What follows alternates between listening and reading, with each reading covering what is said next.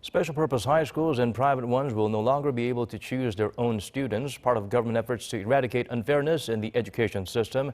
Some oppose the move, though, calling it backwards and undemocratic. Kim Mok-yeon outlines the drastic changes to come.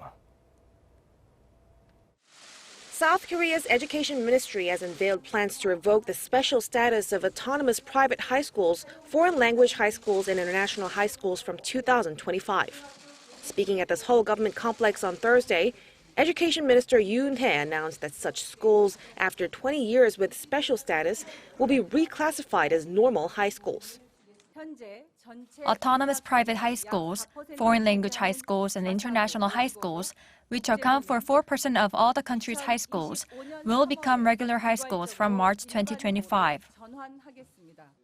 This means the schools will be allowed to keep their names and specialized curriculum, but they will no longer be able to select their students.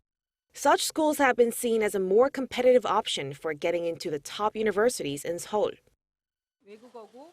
These schools have been selecting outstanding students, charging them expensive tuition fees, putting a financial burden on their parents, and creating a hierarchy among schools. The ministry plans to make the necessary legal changes by the end of the year. At the same time, the government announced plans to send some $1.9 billion in the next 5 years to improve the country's normal high schools. The announcements prompted immediate condemnation from the affected schools and parents who claim the plan will damage the nation's education system. The government's plan to revoke the status of special private high schools is a regressive move that takes the education system back to the past in the name of fairness.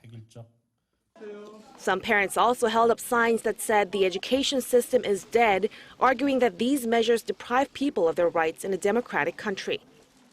Despite the Education Ministry's plans, there are still obstacles ahead, including strong opposition and a pile of controversial adjustments. And the plans will also need the backing of the next administration, which will take over in 2022. Kim Mok-yeon, Arirang News.